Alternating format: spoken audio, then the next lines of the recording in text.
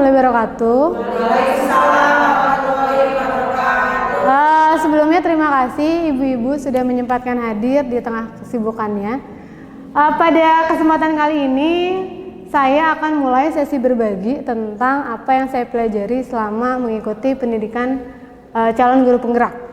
Jadi di sini ada materi tentang budaya positif, yang mana budaya positif itu emang sekarang sedang digemborkan di sekolah-sekolah gitu ya. Nah, jadi akan kita bahas yang pertama. Nah, yang pertama, budaya positif itu apa sih? Budaya positif itu adalah sebuah lingkungan atau suasana di dalam suatu kelompok, organisasi atau masyarakat yang mendorong sikap, perilaku, dan pola pikir yang konstruktif, optimis, dan berfokus pada aspek-aspek yang baik dan bermanfaat. Pokoknya intinya budaya positif itu dia harus melakukan pembiasaan-pembiasaan pada siswa agar dia menjadi pribadi yang lebih baik. Budaya positif di sekolah itu adalah suasana atau budaya yang berkembang di sekolah untuk menciptakan lingkungan yang aman dan nyaman yang akan memberikan murid kesempatan dan kebebasan untuk berproses, belajar, membuat kesalahan, belajar lagi sehingga mampu menerima dan menyerap suatu pembelajaran. Jadi yang intinya sebenarnya itu kita harus berusaha membuat lingkungan yang aman dan nyaman untuk anak.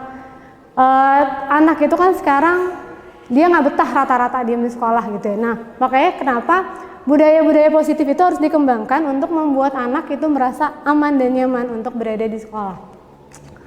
Selanjutnya, mengapa budaya positif itu penting untuk dikembangkan di sekolah? Yang pertama, budaya positif itu akan menimbulkan rasa aman dan nyaman pada murid dalam proses pembelajaran. Yang kedua, budaya positif juga dapat mendorong murid untuk mampu berpikir, bertindak, dan mencipta sebagai proses memerdekakan dirinya sehingga murid lebih mandiri dan bertanggung jawab. Budaya positif adalah suatu proses perjalanan pendidikan yang harus kita jalani, karena itu merupakan tanggung jawab kita semua sebagai seorang pendidik, sebagai seorang pemimpin pembelajaran. Budaya positif di sekolah itu adalah upaya bersama yang melibatkan semua pemangku kepentingan sekolah. Jadi kalau kita mau menciptakan budaya positif itu kita nggak mungkin bisa bekerja sendiri. Kita harus berkolaborasi dengan pemangku kepentingan di sekolah terutama gitu, karena program-programnya itu akan berhubungan dengan pemangku kepentingan di sekolah. Dengan menciptakan lingkungan yang mendukung pertumbuhan, pengembangan, dan kebahagiaan siswa, sekolah dapat menjadi tempat yang inspiratif dan memberdayakan bagi semua yang terlibat di dalamnya. Selanjutnya, jadi dalam mempelajari tentang budaya positif itu ada konsep-konsep inti yang berkaitan dengan budaya positif. Yang pertama, tentang disiplin positif, itu adalah pendekatan dalam mengelola perilaku siswa yang bertujuan untuk mengajar dan membimbing siswa agar bertanggung jawab, membangun keterampilan sosial, dan mengembangkan pemahaman yang mendalam tentang konsekuensi dari tindakannya. Jadi mereka harus sadar kalau apapun yang mereka kerjakan itu pasti ada konsekuensinya. Yang kedua itu ada teori kontrol. Setiap perbuatan memiliki suatu tujuan. Dengan mengaitkan nilai-nilai kebajikan yang diyakini seseorang, maka motivasi intrinsiknya akan terbangun, sehingga menggerakkan motivasi dari dalam untuk dapat mencapai tujuan mulia yang diinginkan. Nah, yang selanjutnya itu ada teori motivasi. Jadi dalam diri seseorang itu akan ada 3 motivasi. Yang pertama ini tingkatan yang paling rendah. Jadi yang pertama untuk menghindari ketidaknyamanan atau hukuman. Nah, ini biasanya kalau anak-anak di sini dia mengikuti peraturan, motivasinya cuma 1. Rata-rata itu cuma untuk menghindari ketidaknyamanan atau hukuman.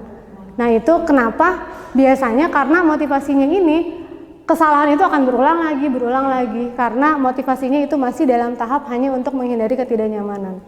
Yang kedua itu untuk mendapatkan imbalan atau penghargaan dari orang lain.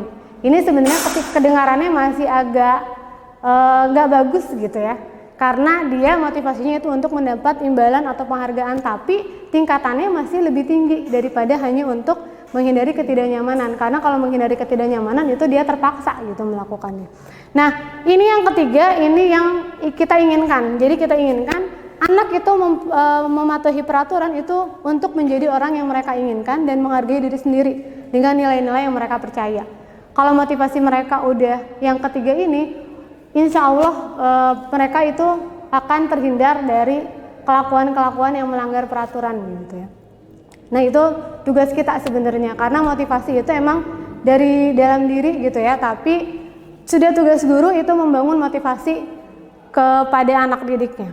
Nah, yang selanjutnya ini tentang hukuman dan penghargaan. Baik penghargaan atau hukuman itu adalah cara-cara mengontrol perilaku seseorang yang pada akhirnya akan menghancurkan potensi untuk pembelajaran yang sesungguhnya. Jadi sebenarnya itu hukuman atau penghargaan itu memang sudah seharusnya dihilangkan. Karena penghargaan pun, makanya sekarang kenapa sistem ranking itu nggak ada gitu ya, karena ada statement penghargaan yang menghukum gitu. Penghargaan itu menghukum anak yang tidak mendapat penghargaan. Jadi kita harus bisa melihat semua dari sisi yang lain gitu, bukan hanya dari satu sisi anak yang mendapat penghargaannya saja. Nah jadi sudah saatnya kita merubah hukuman menjadi konsekuensi dan merubah penghargaan menjadi apresiasi. Hukuman sama konsekuensi itu beda. Apa bedanya? Kita lihat di sini. Jadi di sini ada hukuman, ada konsekuensi dan ada restitusi. Sebenarnya tingkatan yang paling tinggi itu adalah restitusi gitu ya. Tapi untuk mencapai restitusi itu emang agak susah. Restitusi itu kalau misalnya dalam dunia hukum itu kan artinya ganti rugi gitu ya. Tapi kalau dalam dunia pendidikan restitusi itu semacam penebusan dosa gitu. Jadi anak-anak melakukan pelanggaran itu ada restitusi untuk menebus dosanya dia. Nah ini hukuman itu biasanya dia menyakitkan. Ya, hukuman itu adalah sesuatu yang menyakitkan, tidak nyaman untuk murid untuk jangka panjang. Sedangkan kalau konsekuensi itu emang harus terjadi, tapi tidak perasaan tidak nyamannya itu hanya dalam jangka pendek. Itu biasanya kalau anak dihukum itu bakalan keinget terus sampai dia tua gitu. Anak dihukum misalnya ditampar, itu biasanya keinget sampai tua gitu, sampai dia keluar pun. Terus ada perasaan tidak nyaman untuk yang jangka panjang, terus korban mendapatkan keadilan. Di sini korban dia merasa kalau dihukum biasanya anak itu akan merasa jadi korban. Terus anak akan tersakiti, itu biasanya yang menjadi ciri dari hukuman itu anak akan merasa tersakiti. Kalau misalnya konsekuensi, anak emang tidak nyaman karena ada konsekuensi yang harus dia jalankan. Terus di sini ada banyak gitu, tapi intinya yang namanya hukuman yang harus kita rubah itu adalah konsep hukuman menjadi konsekuensi. Sebenarnya kalau hukuman itu intinya dia akan menyakiti anak, tapi konsekuensi ada pembelajaran di dalamnya. Ya, konsekuensi itu ada pembelajaran di dalamnya. Kalau hukuman itu biasanya cenderung nggak ada hubungannya, misalnya cara mendidik tapi kita memberikan hukuman tapi nggak ada hubungannya sama apa yang dia lakukan gitu biasanya kalau hukuman. Terus, nah kita sekarang lihat ada beberapa contoh di sini. Ada tindakan guru mencatat 100 kali di dalam buku kalimat saya tidak akan terlambat lagi karena terlambat ke sekolah. Ini merupakan konsekuensi atau hukuman? Konsekuensi. Kenapa konsekuensi? Karena di sini tidak ada unsur menyakiti anak. Ya, tidak ada unsur menyakiti anak. Jadi yang terlihat jelas kalau hukuman itu dia pasti ada unsur menyakiti anak. Yang kedua, kehilangan 10 menit jam istirahat untuk mengerjakan tugas karena terlambat datang dan tertinggal pelajaran selama 10 menit. Hukuman konsekuensi. Konsekuensi ya, di sini anak tidak dipermalukan, anak tidak disakiti, gitu ya, berarti ini konsekuensi. Duduk di bangku di pinggir lapangan pada jam istirahat, tidak diizinkan bermain oleh guru piket karena mencederai teman yang sedang bermain di lapangan. Hukuman konsekuensi. Hukuman konsekuensi. Konsekuensi kalau dikunci mah ini teh. Ini konsekuensi karena emang konsekuensi karena dia tidak menyakiti. Karena kan cuma duduk. Beda halnya dia berdiri di tengah lapang hormat bendera, itu baru hukuman. Karena itu menyakiti dan mempermalukan. Kalau ini dia hanya duduk di pinggir lapangan pada jam istirahat, tidak boleh bermain, hanya itu. Terus yang selanjutnya, terlambat hadir di pembelajaran daring 15 menit dan diminta untuk tinggal 15 menit sesudah kelas selesai untuk membahas ketertinggalan pembelajaran. Konsekuensi. Jelas konsekuensi ya. Lari mengelilingi lapangan basket 2 kali karena terlambat 10 menit pada pelajaran PJOK. Konsekuensi karena ini masih berhubungan sama olahraga ya. Karena dia sedang belajar olahraga dan dia disuruh lari. Berarti ini tidak mempermalukan dan tidak menyakiti, tapi ada unsur pembelajaran di dalamnya. Ya. Yang selanjutnya, membersihkan WC sekolah karena mematahkan pensil kawannya. Ini yang hukuman. Ini hukuman karena di sini menyakiti gitu ya. Yang selanjutnya juga masih ada. Masih adakah? Nah, yang selanjutnya. Udah ini ya? Oke, yang selanjutnya. Lari mengelilingi lapangan 2 kali karena terlambat hadir di sekolah. Hukuman konsekuensi. Lari mengelilingi lapangan basket 2 kali karena terlambat hadir di sekolah. Hukuman. Kalau tadi kenapa lari di lapangan basket dia? Karena pada pelajaran PJOK gitu ya. Berarti itu kan ada hubungannya sama pembelajaran. Berarti itu konsekuensi. Membersihkan coretan yang dibuatnya di meja tulis. Konsekuensi. Murid diminta untuk push up 15 kali karena tidak menggunakan masker di sekolah. Hukuman karena ada unsur menyakiti di sini ya. Menggantikan kertas tugas teman yang telah dicoret-coret. Konsekuensi. Pinter ya. Berjemur di lapangan basket pukul 12 siang karena mengobrol dengan teman. Hukuman, jelas ini ada unsur menyakiti ya. Murid diminta bertelanjang kaki sepanjang hari karena tidak menggunakan sepatu warna hitam. Hukuman, ini menyakiti dan membuat malu. Berdiri di depan kelas sambil mengangkat kaki.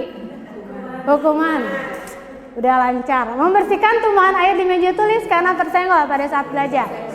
Konsekuensi.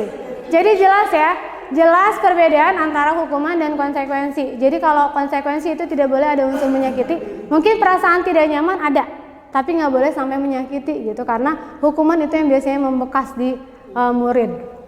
Selanjutnya, nah di sini ada posisi kontrol. Jadi kita sebagai guru, tidak hanya sebagai guru sebenarnya, sebagai orang tua, sebagai guru ada 5 posisi kontrol. Jadi yang pertama itu sebagai pemberi hukuman, terus membuat rasa bersalah, menjadi teman, menjadi pemantau, menjadi manajer. Nah manajer ini adalah posisi yang paling penting. Pada saat mengerjakan modul ini saya berkaca, posisi apa yang sudah saya jalankan.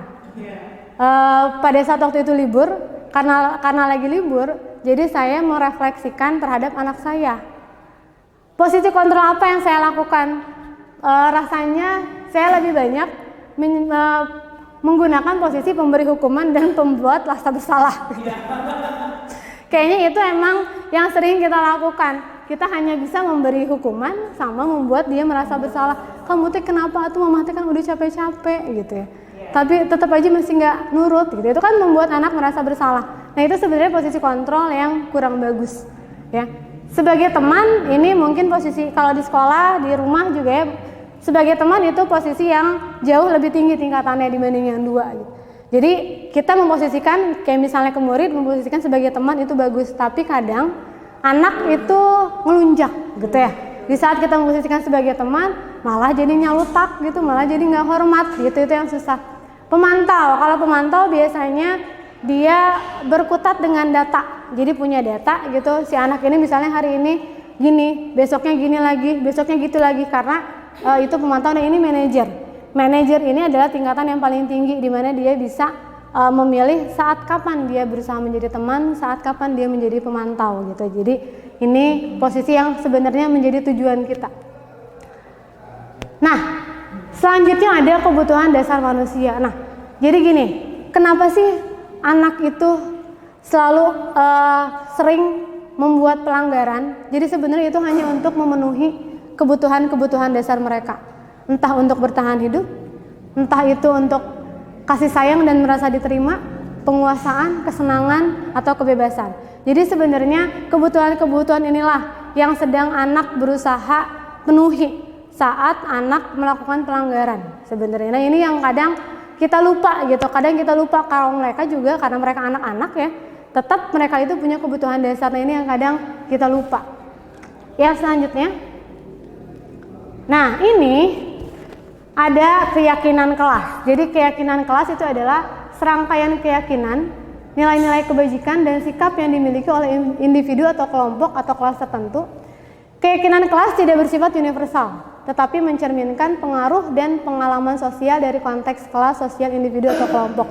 Nah ini yang sebenarnya setiap kelas itu punya. Setiap kelas itu harusnya punya keyakinan kelas, bukan peraturan, tapi keyakinan, apa yang dia yakini gitu. Biasanya berawal berangkat dari kesepakatan kelas. Dari kesepakatan kelas baru nanti akan muncul keyakinan kelas. Nanti saya akan bahas sedikit karena keyakinan kelas itu ini udah saya praktekkan kemarin di kelas yang saya wali kelaskan. Nah, yang selanjutnya ini segitiga restitusi. Ini adalah tahapan-tahapan yang seharusnya dijalani di saat kita mendapatkan anak melakukan pelanggaran.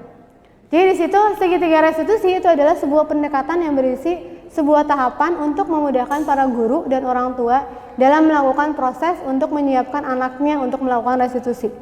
Tahapan segitiga restitusi itu adalah tahapnya pertama menstabilkan identitas, yang kedua memvalidasi tindakan, yang ketiga menanyakan keyakinan. Jadi gini, di saat misalnya anak melakukan pelanggaran, biasanya kan kalau kita mah gitu ya, atau saya karena saking kesel, kunaon atuh ngan hayo kieu deui gitu. Nah, padahal harusnya itu ada tahapan-tahapan yang harus kita lewati. Yang pertama itu ada menstabilkan identitas.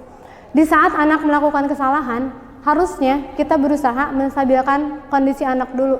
Dari anak yang merasa dia punya salah, dia terus berubah menjadi menganggap kalau dia juga sebenarnya punya masa depan. Jadi saat anak melakukan kesalahan, seharusnya kita bisa bilang semua orang pasti pernah buat kesalahan. Ibu juga pernah bikin salah. Di saat anak terlambat misalnya, semua orang juga pasti ada hal-hal yang kadang tidak kita inginkan bisa terjadi. Semua orang mungkin terlambat. Ibu juga pernah terlambat.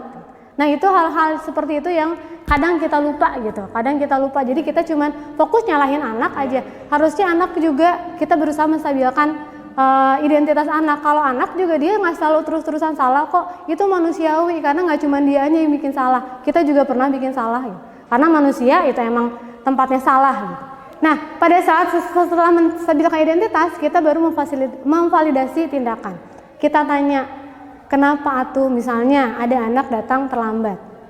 Setelah kita menstabilkan identitas, kita bilang, nggak apa-apa, semua orang pasti pernah buat salah. Ibu juga pernah terlambat. Terus kita tanya, kenapa sih sebenarnya kamu tuh terlambat? Pasti ada alasannya dong, gitu. Pasti ada alasannya. Kita cari, kita validasi tindakan. Terus kita tanya, menurut kamu tindakan kamu itu benar atau salah?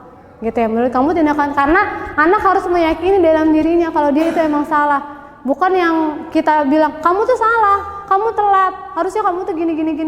Itu yang harusnya dihindari sebenarnya. Nah, yang ketiga itu menanyakan keyakinan. Nah, ini yang kadang kita lupa. Kadang kalau kita mau menghukum, kita kan biasanya menghukum anak gitu. Saya, bukan kita ya, mungkin ibu-ibu tidak. Kalau saya kadang nggak mau tahu alasannya gitu. Kita kasih hukuman aja. Padahal harusnya kita tanya.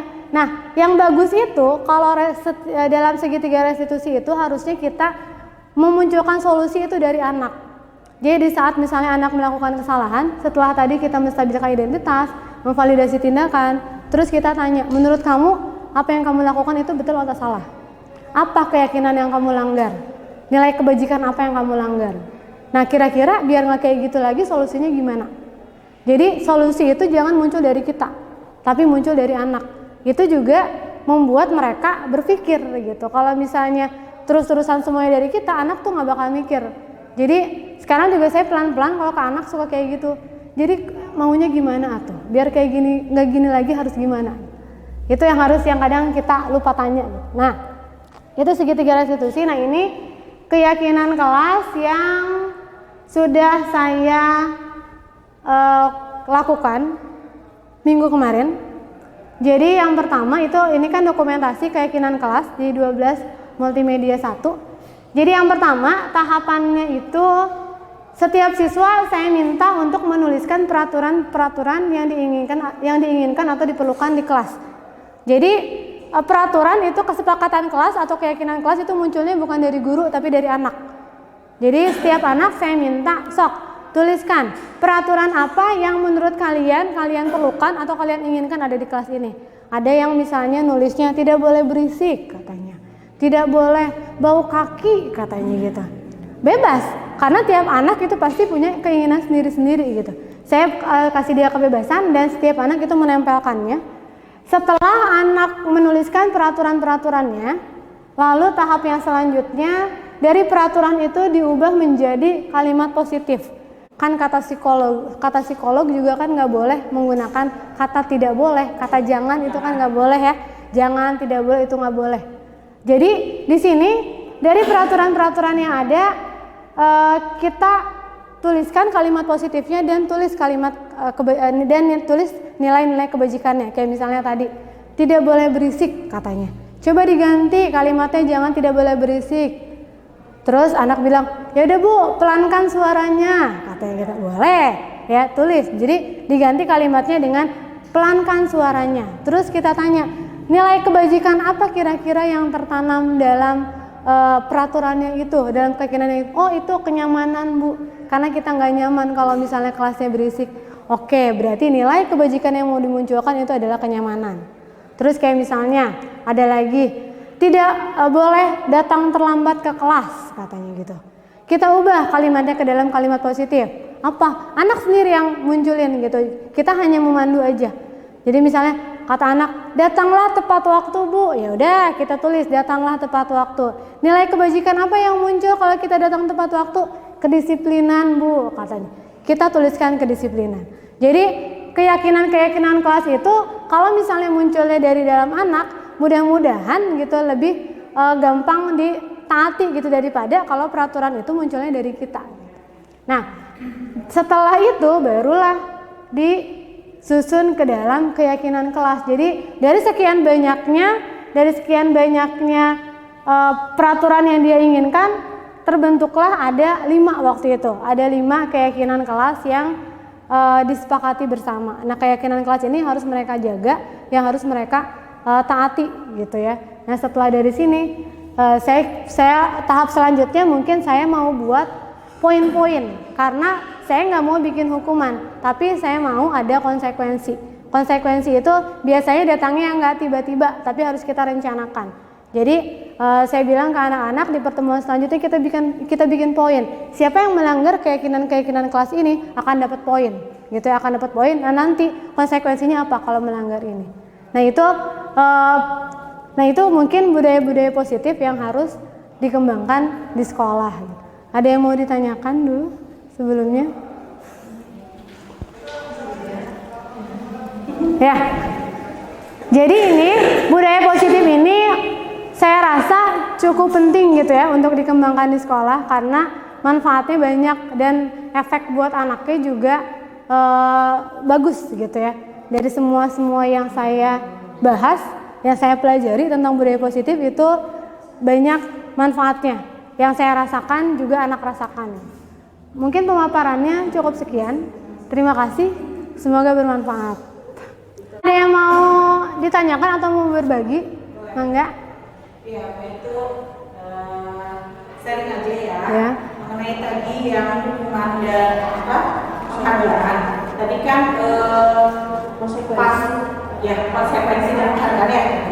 Tadi kan pas budaya positif di sekolah kita, terutama di part literasi, tadi kan ada yang melanggar.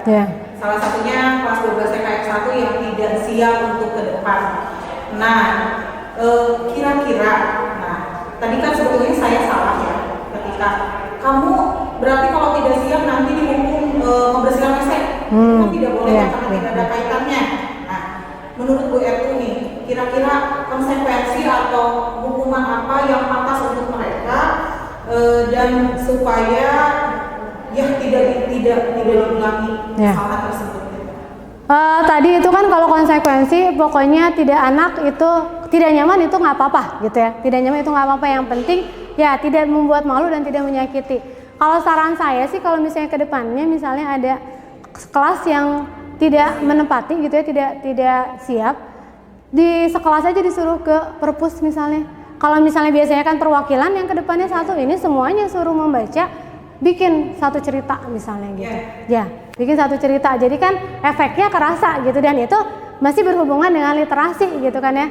Nah, itu masih berhubungan dengan literasi gitu. Jadinya itu bukan hukuman, jadi itu konsekuensi. Ya, itu mungkin. Oke, sama-sama. Dan kira-kira satu lagi. Enggak?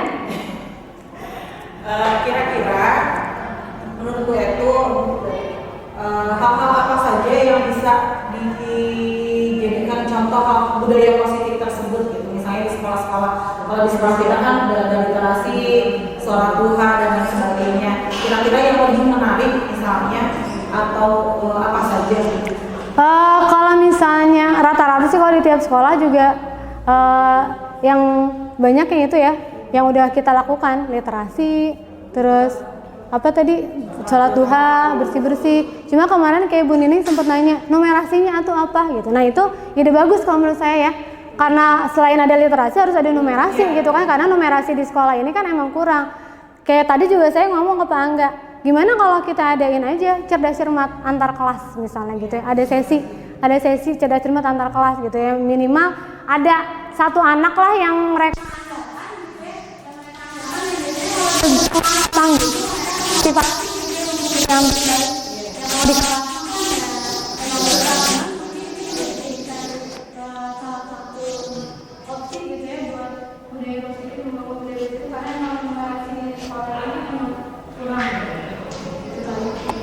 yang ada di sini saya kira program-program itu cukup lengkap ya, numerasi, juki, terus mungkin cerita-cerita ditambah juga dengan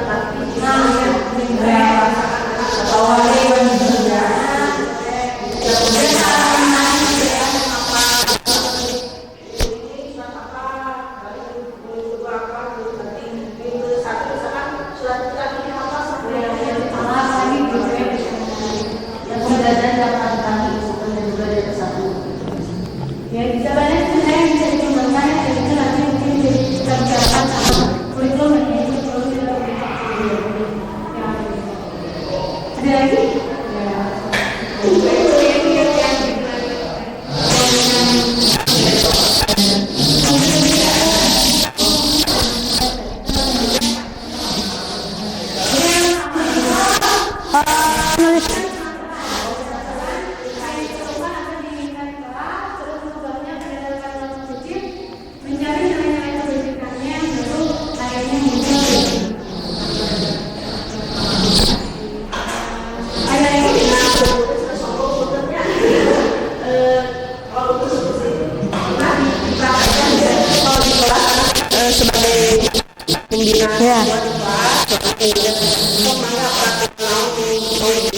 di dalam kelas ini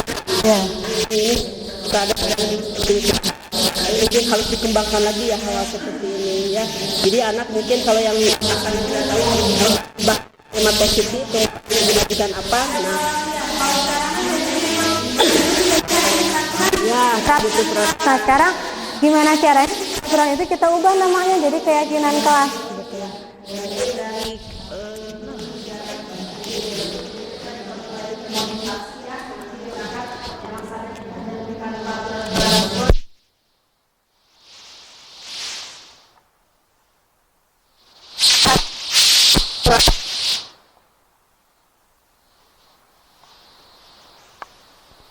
Menurut saya sedikit lambat atau apa sebenarnya ya, mungkin anak jadi bisa lebih nilai apa sih yang bisa diambil dari hal-hal yang misalkan saya pernah melanggar tata tertib atau nanti mungkin mudah-mudahan jadi ada perubahan. Iya, mudah-mudahan kalau mereka meyakini nilainya gitu ya akan ada perubahan.